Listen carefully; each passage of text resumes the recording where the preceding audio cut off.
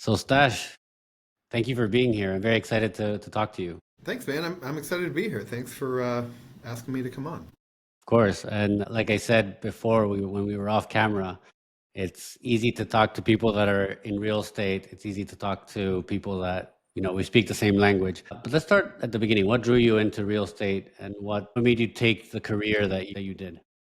Yeah, that's a great question. Candidly, my mom was a residential agent when I was growing up, and she had a successful career that fortunately she passed away from breast cancer when I was a kid, I was a teenager. Sorry to hear. Yeah, thank you. But, so I saw that. I saw her be successful in that career, and I was like, okay, I could do that. But, she had a minivan and drove people around on the weekends, and I was like, I do not want to do that. So I read The Art of the Deal and figured out commercial real estate's a thing. And so, probably from the time that I was like a senior in high school on through college, I had the goal in mind the goal was to be a managing director of a national multifamily investment sale firm. And I guess technically I've accomplished that now a couple of times. Currently, I'm with Cushman and Wakefield and plan to be here for foreseeable future, but my team and I were with Capstone before that and SVN before that. So, but as far as like getting into it, it's not easy to get into brokerage. The licensing is the same as just slinging houses, but the practices and the knowledge that you have to have, it's very, and I don't know this because I've never sold a house, but it's a long game that you play, but then you find that it's a flywheel effect. So it takes a lot to get that flywheel going, a brokerage. But once it's going, you just have deals come into your inbox like, hey, can you do a valuation on this for us? And whereas, I may have been calling these people for 10 years and not getting any looks, and then finally something happens and they decide, all right, let's start talking. Well, it's not something happens, you prove that you're worthy to be able to offer your services to them. I think that real estate word should be changed because you touch on something that I'm sure everybody talks to you that doesn't know what you do and say, can you sell me a condo, or which market is good? Because 99.9% of the people think real estate is either you're a broker for houses, you're a real estate broker, Yeah. or you build them, or like it's just too broad of a word. And you talked about commercial real estate. Let's dive into people that don't know what the biggest differences are and why is it misunderstood. Yeah, so when I meet people for the first time, yeah, I'm in commercial real estate. I sell apartment buildings. And they're like, the whole thing? Or just individual units? No, multifamily investment sales. So again, I've never sold a house as an agent. I have bought and sold houses, my own. But I think the biggest difference is that most of my clients and prospects are not in market. Most of my buyers and sellers are, hundreds of miles away. So what that means is that you've got to, and it's easier now, I think, with Teams and Zoom and all the technologies available, but you still have to go out and, the saying that I learned early in my career was STP, see the property, see the people. So like you've got to go out and still, you can have, and I can say this as a founder in a technology company that's aimed to help brokers. You can have all the technology, but if you don't know the people, they're not going to take your call. So you got to go out and have meetings with them. So, you go have speed dating at NMHC for 3 days, or you go make trips to New York or Philly or Boston or Chicago or wherever your set of prospects are, you've got to go meet them on their territory. And that shows seriousness of purpose and that you're committed to your craft. You're not just trying to sling deals for high commissions and then never deal with them again. Yeah. So differentiating the residential buyer from the commercial buyer, you said they're hundreds of miles away and they're not in market. And this is something that I've had to explain to people that an institutional size investor, when they're looking to invest, they don't care what the brand of bathrooms are, if the windows are nice, if like what color the building is. It's less important. What else is less important in commercial real estate that most people think it's important, but or what is the most important for a commercial buyer in your opinion? Yeah, so I think the things that, the physical touch and feel of the property is relevant and important, but only so much as, okay, if we add a new kitchen and new bathrooms, if we put like $12,000 into the unit, can we get an extra $200 in rent? And then it's just figuring out what the fit and finish is going to look like. Not so much tailoring to individual tenants' preferences, more just it's about the numbers. So it's like, what are the rents? What are the expenses? How do you handle taxes? And then what are the debt markets like? So you're tied. And so that is a shared commonality between the two practices of, the payment is ultimately determined by the lender, and the lender determines their payment by the spread off the 10-year. But it's not, we talk about doing a value add on a property and, putting, kitchens and baths into something and vinyl plank flooring and, how much turn costs are going to be. But it's more so from, how much value is that going to add, and am I going to get an appropriate return on that? And it's got to be about 20% if you're going to put, if you're going to put if you're going to put money into a unit or units at scale, you want to see about a 20% return on that investment. Yeah, and you've worked on massive deals in multifamily. Yeah. What does it take to get one to the finish line? I mean, each deal is different. It depends on the deal type. The basic mechanics of it are agreement on price and terms. And then depending on the amount of hair on the deal, so to speak, like how complicated it is, do you have a buyer that's willing to stick with it, and a seller to stick with it to get it done? Let's even just back up to when you first either get the call or make the call and you find somebody that's interested in selling. The process is, Ahmed, I'm calling you, you and I know each other. Hey, are you interested in selling? I've got clients. Whatever your pitch is, right? Everybody's got a different pitch. I have different pitches for different occasions. But you're going to say, yeah, sure, I'll send you numbers. And so I'm curious what your pricing expectations are. Do you have an idea of how much you might want for the property? So then we take those numbers, we do an analysis of it, plug them into our cash flow analysis. And we say, okay, here's what we think it's worth. Is this a listing? Is this a potential for a listing? Is it, just going to be in the off market, or is it a dead deal because there's such a spread between buyer and seller? Then, we package it and say, Ahmed, I'd like to speak with you about our valuation and where we're coming in. You say, changes here. I had a conversation this morning. I've been working with this guy for like 15 years. And every time I talk to him, he's a great guy, but every time I talk to him, he always wants just a little bit more than where we're at. So, it's just timing for him. But then, to get it to a deal, to get it to closing, you then package it up. And even if it's off market, you still have to have like a comprehensive packaging of all the questions that a prospective buyer is going to ask. Because if you don't, you just end up shooting yourself in the foot and creating a lot more work for yourself. So you package it. Ideally, it's in a listing. You blast it out to the market. And then the job is to go through and make the calls to the buyers who are logging into your data room, your document vault, qualifying them, seeing if they're interested in getting on site, seeing how they're underwriting it, answering their questions. Then you have it out there, you have a call for offers process. And really the point of that, which was not clear to me when I first started, but the point of that is to herd the cats. Like in residential sales, it's like you put it out and it's kind of like whoever's first to it gets it. But in multifamily investment sales, the trend over the past maybe 15 years, probably, I wasn't in it before the great financial crisis, but I feel like since then, the market has become much more sophisticated.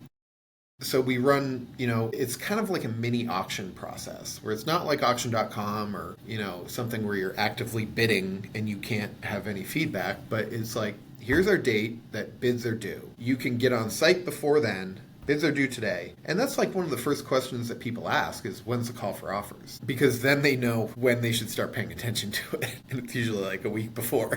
And then you get the offers, you determine which ones you want to invite to best and final. You have some more back and forth, and maybe it's multiple rounds of best and final. You award the deal, then you gotta, and that's where you come to agreement on price and terms. And then it gets, handed over to the attorneys where they can take a week, 2 weeks, or a month to hammer out a contract. Then you've got your due diligence period, which if it's a land deal, that's going to be 6 to 12 months. But if it's a traditional apartment deal, it's going to be 30 days. And then you've got 30 days to close thereafter with maybe some extensions built in. And so how do you get there? It's that whole process. Yeah. And this is what a lot of, maybe you explained it, how different it is from other real estate transactions. Normal people experience is buying a condo, buying a house, Yeah. selling a house. It's very transactional, whereas investment sales, it's a whole different level. And I sometimes equate it as, throwing a ball and the NBA. It's like a different, it's just every single bit of the process is professionalized. It's a little bit more structured.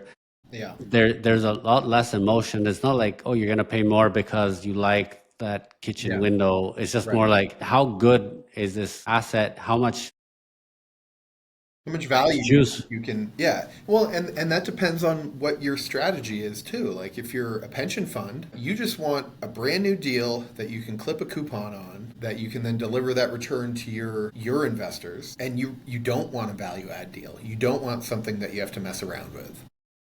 But if you're, in the professional equity space, you want deals where you can come in, buy a property, shine it up, force appreciation, and either refinance it with new debt or sell it in, 2 years.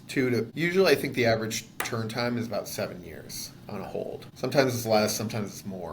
Those guys are really trying to force appreciation through value add renovation. And that goes back to the, if we put in 12 grand for a 2 bedroom, are we going to get $200 in rent per month? Right. What's a transaction or perhaps a client project that you are most proud of, and why? Good question. I mean, there's a lot that come to mind. I think the ones that are the most challenging may not necessarily be the most financially rewarding, but that's where you learn the most.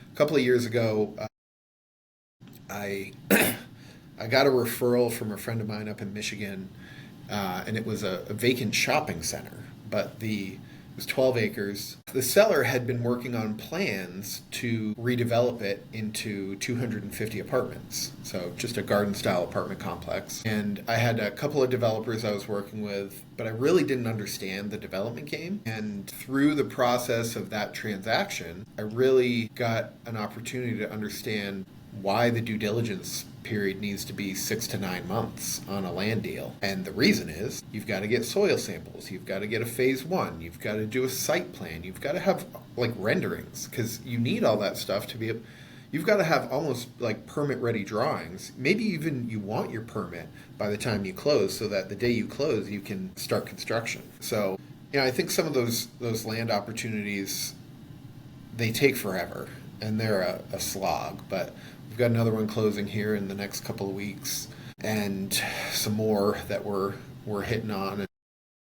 And they're intellectually stimulating, even if they are a challenge. And I like how you explain about land deals, because I think not a lot of people understand what goes into getting something off the ground and how difficult it can be and what risks are associated to that. And that's why a lot of like land deals, it takes 9 months of due diligence, because they want to make sure that if they do buy the land, it's not like there used to be a oil spill in this Right. land and now you can't build anything, or you're not permitted to do anything. So there's a lot of work that goes behind it.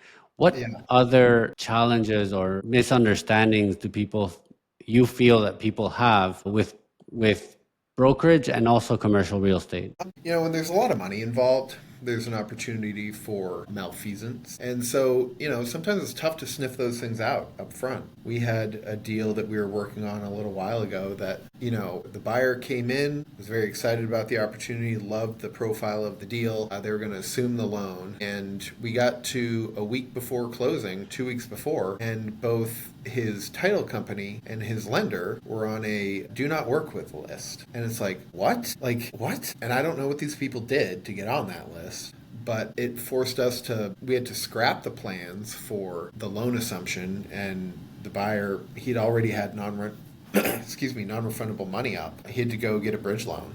And the deal came through together, but that was a challenge. So that's a hazard.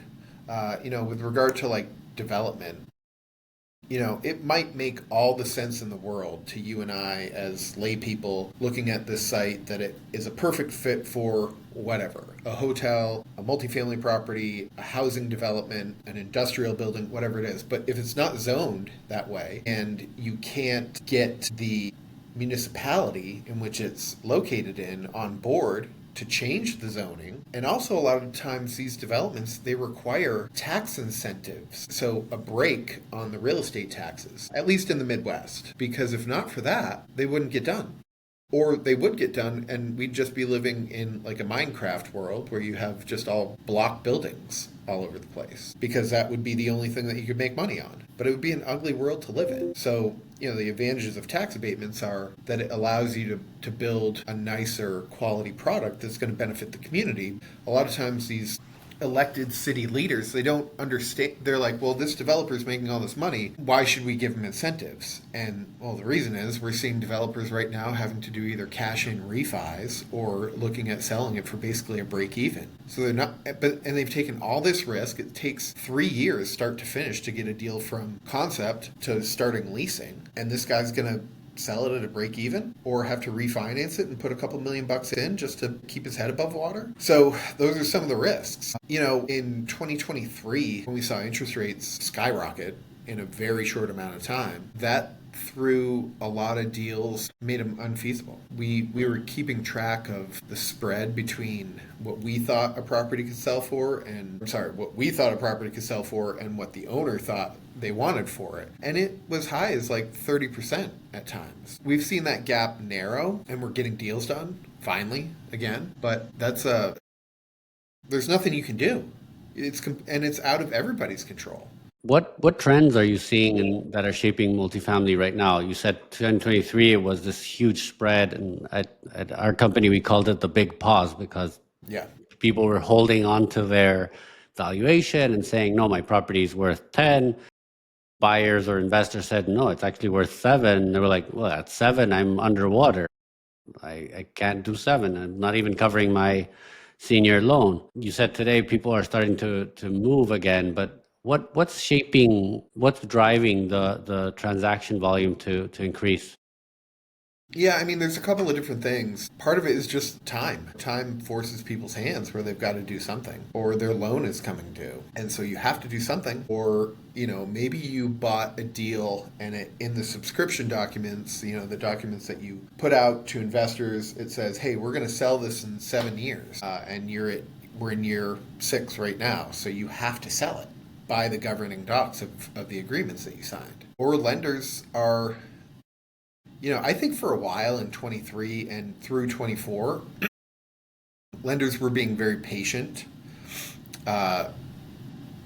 in that they weren't calling loans that maybe they could have per the loan covenants. I think, though, that we're seeing a bit more urgency from, I guess, those associated parties, be it either the developers or the lenders, to figure out what are we going to do? Because we don't want to maintain this risk on our books. So that means they've got to sell it or refinance it. And it's funny.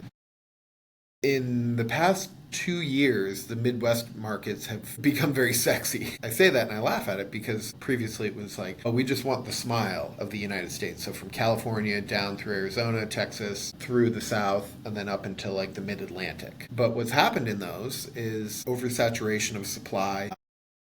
And, the Midwest, for the most part, is not oversupplied with new housing. We're still seeing consistent high occupancies and consistent rent growth, month over month, quarter over quarter. And so if you're trying to deliver returns, this is a great place to be. I agree. Actually, in 19, we started investing in St. Louis because I'm a bit of a contrarian. And whenever I got to a point where I started hating people saying, smile states and I'm going to put a washer dryer into the unit. Like that to me was like, stop the same, the same, the same. And now we're seeing cities like Austin, Nashville, and others being crushed, Phoenix, with oversupply and just, that there was a little bit too much excitement. And now I like that you said that St. Louis and other Midwestern markets are becoming sexy is because they did not get that influx of capital that post-COVID or COVID brought to those markets. You also talk a lot about like technology and particularly AI and analytics in your profile.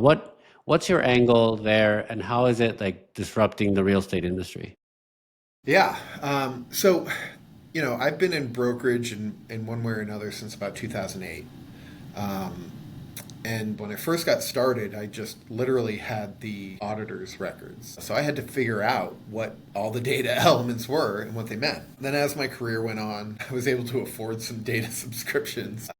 And what I saw through that though is that the quality of data was improving. Whereas previously it might have the accurate number of units, now they're starting to build out, okay, well here's how many 1, 2, and 3 bedrooms you have in studios, and here's the unit sizes and rent per foot. And so it's like, okay, data has really improved over time. I was using a CRM system that I think is defunct now, but it was great because you could push a button and it would create a list of, you could do a match buyers function. And it would create a list of everybody that had buyer criteria that kind of roughly fit whatever your property was that you were trying to sell. And it's like, well, that's cool. And so looking at that type of functionality and the improvement of data, I was like, there's got to be a way that you can like match these two systems up and be able to like look forward. And so the hypothesis was, what if you could use data and analytics to predict real estate transactions? And I was mulling on that for a little while. I spec some money to see if there was anything to it. And yeah, I think there is, but it's going to cost a lot to build out something. Okay, all right. And then I had a friend come to me who, he's like, hey, my partners and I have a background in software. We want to buy real estate. I was like, well, if you guys have a background in software, what about this? And I pitched him on it. And that's how Needle, as it's called now, got started. And we started off by ingesting 10 years worth of data into the models. And I remember consistently when we first were getting going, they would just give me an Excel sheet of prospective deals, and 7 or 8 of them would be in play somehow every time. It's like, well, this is awesome. So then we went out and continued to actually build a product and solution. And we just brought it to market in October and gaining traction with users, building a marketing team, a sales team. We've got data scientists, UX, UI people. We've got all the stuff. So that's what we're trying to do, is disrupt the industry. Because if you think about like large companies out there, and I will leave them unnamed because I don't want to get sued, but they're just kind of like an encyclopedia of what has happened in the past with really nothing of substance, at least on a micro level, like a deal specific level, that says, hey, we think this might trade. But what I noticed in my underwritings as a broker with my analyst is, if somebody's preparing a deal for sale, there are deliberate signs in there. It's, the occupancy is going to stay high. Rents are going to be high. They're going to be increasing rent. They're going to try and trim expenses. If you have a loan maturity, that's a dead giveaway. Something's got to happen. And some groups are, what I call high transactors, where they're in and out of deals in, average of 5 years. And some are like never sellers. Like they will deliberately tell you that, hey, I appreciate it, but we are not selling. We build and hold all cash forever. It's like, great, I'd love to be in that position. But so that's what we're doing at Needle, and kind of how it came to be. I love the name. It's the needle in the haystack is where Yeah. my mind goes to, and Right. it really speaks to the problem of finding a good deal. Like finding people, like real estate is everywhere. Everybody's memo is good. Nobody will show you a bad deal. No one will be like, hey, invest in this, which is bad. Everybody's like, this is my best, this is the best. And like you said, they'll dress the bride. They'll put the lower expenses as much as they can. They'll raise rents as much as they can. All these things that will create perhaps an artificial number, and then it has to be benchmarked and comped against other things to make sure that the valuation is there. What other problems does Needle solve? Well, so really, I guess the problem is, if you've got 20 properties and I call you and I say, hey, Ahmed, are you interested in selling any of them? No, I appreciate it. But if I call you and I say, hey, I want to talk to you about this specific deal and here's why. Oh, that's interesting. We were actually just looking at that. Why don't you give me a valuation? or bring me an offer. And so it's like old way of doing business, and this is how I came up, was you would have to make like 100 calls a day. And so I actually stopped counting calls and I started counting conversations. But even if you have 10 conversations a day, so that's 50 a week, maybe one or two of those, maybe three might be interested sellers. And so it's like, okay, if you do that over the year, and then even if you get a seller, maybe your pricing expectations are off. So it's like, well, our pitch is kind of like you still have to go out and you make relationships, right? That's what we talked about at the beginning. But if you use this as a tool to be able to focus on the deals that are most likely to trade, you're then ahead of your competition. Sometimes the rules in brokerage are, well, so and so sold it to us, so if we're going to sell it, we have to sell it back through them. If we're going to list it, if it's off market, it's kind of the Wild West. So it's like, well, if you can sneak an offer in there off market, you've just disrupted that chain in your competitor's favor and hopefully brought it over into yours. So the problem that we're trying to solve is the inefficiency of cold calling,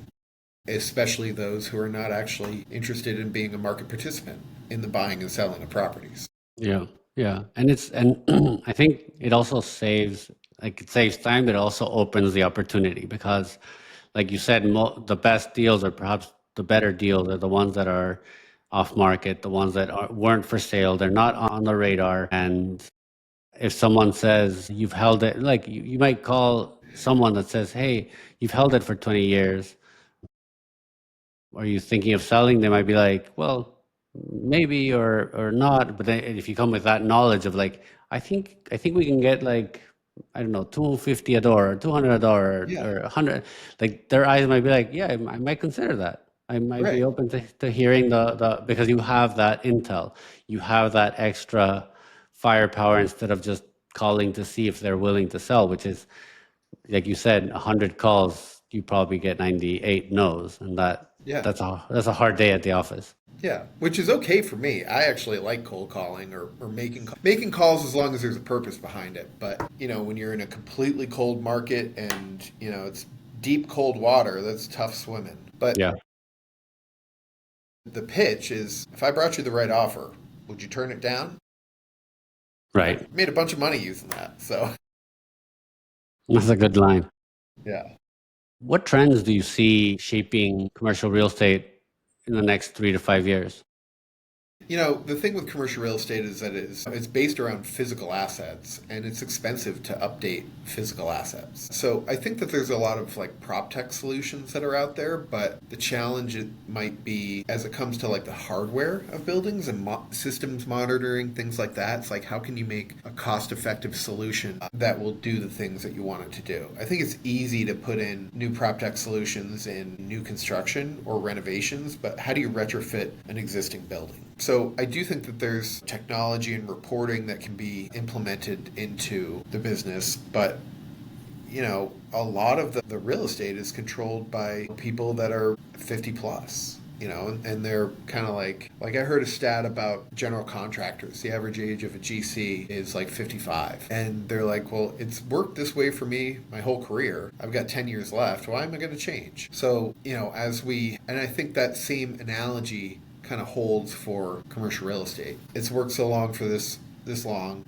Why would I change? But if that was your philosophy in 2019, you're paying record prices for office towers. You're Out of the market. in a tough spot right now. Yeah. For those who don't know, what is PropTech? What is an example of PropTech that you think is like has been the most revolutionary, the one that caught your eye in a recent transaction? I haven't seen any necessarily in recent transactions. That being said, I have gotten listings and closings from Needle, shameless self promotion. But PropTech can be thought of as, and I don't have a definition, but anything having to do with like real estate, be that operations, management, or transactions. And that can be leasing, sales. So I know people in the industry that they've built a solution that built a solution for large asset managers who have a number of different third-party management companies, and they all have different reporting systems or PMS, property management systems, and they'll take all the data, aggregate it, and then create one dashboard for them. So, like, that's an example. I know that there's some utility monitoring things out there. I think that even if you look at like Matterport cameras and their competitors, that's a great example of what a PropTech solution could be or is. And for people, it's like Google Street View for inside of a home or a unit or a commercial space, whatever it is. So what else? I think that there's been advances in like the asset management platforms and capital raising. Appfolio, I think that's a really good solution. I don't have any ties to them, but I just think that they, some of these systems kind of come and go like that. Like Buildium used to be a front runner and then they were acquired, and I feel like they just kind of stalled. And that was a smaller property management system. So PropTech covers, and it might even be able to bleed into the world of like, I wouldn't say smart appliances, but like smart fixtures. So it's a very broad category, in my opinion, but it's anything having to do with the physical asset of real estate and the affecting of transactions and monitoring. Yeah. I think, like you said, and I agree with you, the real estate industry is an old industry. It's a traditional industry. It's held by older generations. So it's very hard to innovate. And to me, prop tech is, like you said, it's a very broad definition, but it's anything that can improve Yeah. property administration or physical or investments or for tenants. And I like, for instance, there's a lot of keyless entry applications that help tenants, like, they don't have to have keys anymore. So everything is done on their phone and Yeah. they can invite people in, and that lowers management costs. I think all of that is important. But I agree with you that it's still not there yet because it's just an industry that if they've done it, like, it's a hard sell. It's a hard to say like, hey, everybody should now have even business models. Like a lot of business models come and go in the multifamily space. There was a time when I'm going to butcher the terminology because it's escaping me, but it was like co-living, which was more of a Kind of subscription based, let's say, living yeah. arrangement where you don't have your apartment, but you have a subscription to like, live there. But Yeah. it's like dorms. But then if they have another property in another place, you can also stay there. It's a little bit open, and you see those innovations come and go. Yeah. So it's a very difficult place to innovate. But where do you see innovation? Where do you see other than Needle? Because I do think that there's a lot of opportunity in that brokerage space. But in the property space, what do you see? I think that so living, I think, apartments and housing is maybe second to prostitution, that one of the oldest, industries out there. You always need a roof over your head and you can't live online. You have to physically exist somewhere. So I think that the innovation is going to come. I've had a couple of conversations with guys that are going to be on my podcast. And we're going to talk about the innovations in construction techniques and materials that they're seeing. So I think, we'll see maybe designs improve, but at the end of the day, you need, for a one bedroom, you need a bedroom, a kitchen, a bathroom, and a living room. And if you can get a washer dryer in there for convenience, that's great. If you can get dishwasher, if you can have all the modern amenities, those are necessary in today's market. But I think it's going to come down to material. So if you look at old buildings, like from even up through maybe, well, actually, let's think about it like this. Buildings in the 20s and 30s and even into the 50s were built with brick, wood frame, and hardwood floors. And sometimes you'd even see like a little nook for the phone, the phone. Built, and then in the 70s, they would still do brick, but it was more of at some point it transitioned from being structural to a facade. And then instead of the wood frame, we start to see steel frame with concrete floors in between. And then you see changes in how they're heated and cooled. At some point, somebody figured out that we can actually do forced air furnaces and not have either through wall or window AC units. And, now new construction deals have smart thermostats in them, and they've got vinyl plank flooring. That was my point, is vinyl plank flooring. And it's not vinyl like you might think of, like sheet vinyl that comes and you got to cut it. No, it clicks together and you you can leave it permanently underwater and it will never spoil because it's vinyl and it looks and feels like wood. So I think it's the materials and systems where we might see the Biggest changes. innovations. Yeah. Yeah, yeah. Agree with you. What's next on your career? What are you most excited that you're working on now? Is it Needle? Are you going to keep on brokering, or where do you Yeah. want to go? It's a good question. So we joined here, Cushman and Wakefield, back in August, and I'm thrilled to be here. I think I'll always have a component of brokerage to my professional career because again, it's that flywheel effect. If you just keep it up, you're going to have deals come to you, and then you don't want to miss out on the deals that you sold 10 years ago that they're now ready to sell. So brokerage, I think, will always be a part of my professional endeavors. With Needle, thrilled for the traction that we've got and we're building there. We just hired a CEO. We hired a chief product officer. We're gearing up for a capital raise, and that's exciting. We're getting traction out in the market. I'm 42, and on my 40th, I said to my wife, by the time I'm 50, I'd like to be making more of, assuming nothing happens with Needle and brokerage just stays kind of static. I said, I'd like to be making more of our income from development. So I've taken on I bought a shell building back in 23, started construction about a year ago, and we're almost at completion. And so I'd like to be able to do more of those as well. And I'm also having a good time with the podcast. So something's got to give at some point, but I don't know. I'm just keeping myself busy. What's your podcast about? It's called the Stash Cast. We have interesting conversations with interesting people focused around the world of commercial real estate and PropTech. Love it. You had the bullet ready to go. I'm right there. Yeah. Love it. Okay.